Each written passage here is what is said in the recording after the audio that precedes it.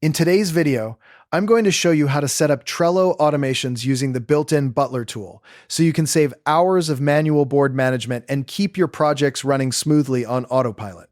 Trello is already a fantastic visual project management tool, but its real power unlocks when you start automating the repetitive tasks that eat up your day. Things like assigning team members, moving cards between lists, or setting due dates automatically. If you find this helpful, please like and subscribe, and let's get started. Before we dive into the step-by-step process, let's quickly understand the 5 different types of automations Trello offers, because knowing these will help you choose the right one for every situation.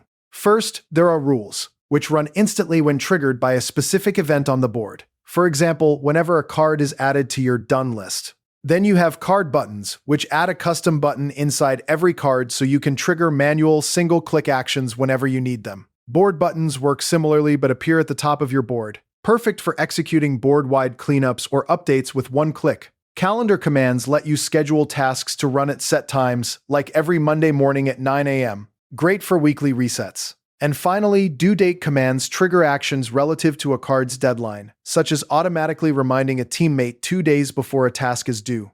Keep these categories in mind as we build our first automation. Alright, let's get into the actual setup.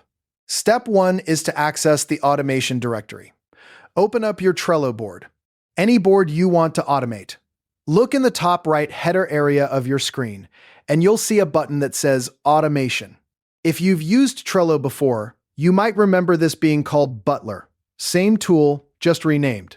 If you don't see the automation button, don't worry. Just click the 3 dots or the Show menu option on the right-hand side of your board, and you'll find it listed there. Clicking automation will open up a pop-up or sidebar that serves as your central command center for all automations. Step 2 is to choose your automation type. On the left sidebar menu inside the automation window, you'll see the 5 categories I just mentioned: rules, card buttons, board buttons, calendar commands, and due date commands.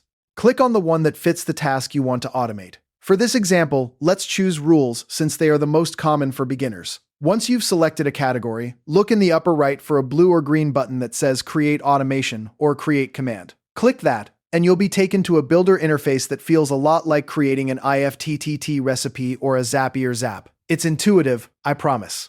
Now we're on step 3, establishing the trigger. The trigger is the when part of your automation. What event needs to happen to kick things off? Inside the builder, you'll see a drop-down or a set of options for the trigger category. Common categories include card move, dates, checklists, labels, and more.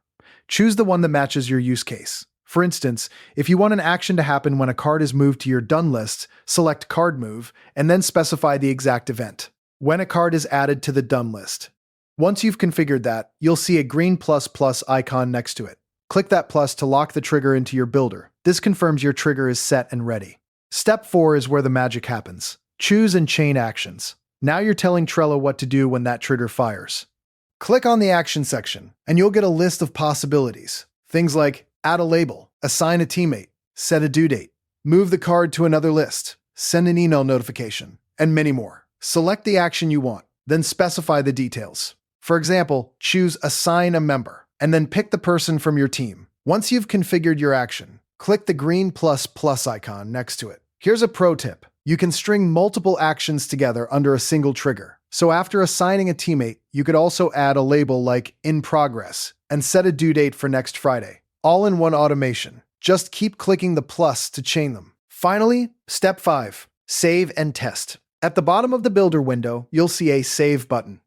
Click it, and your automation is now live on your board. Don't just trust that it works, return to your board and manually perform the trigger action. If you set a rule to fire when a card is added to done, go ahead and drag a test card into that list.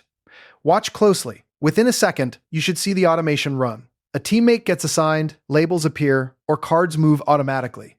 If something doesn't happen, double-check your trigger and action settings, and make sure the card you're testing meets all the conditions.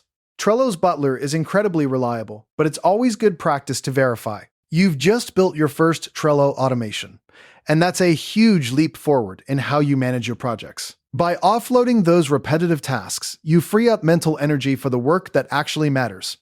As a next step, try experimenting with the other automation types, maybe a board button to archive all done cards at once, or a calendar command to send a weekly status report. And remember, You can always come back and edit or disable any automation from the same automation directory. Thanks for watching, and if you ever need a refresher, feel free to save this video or revisit the steps anytime. Happy automating!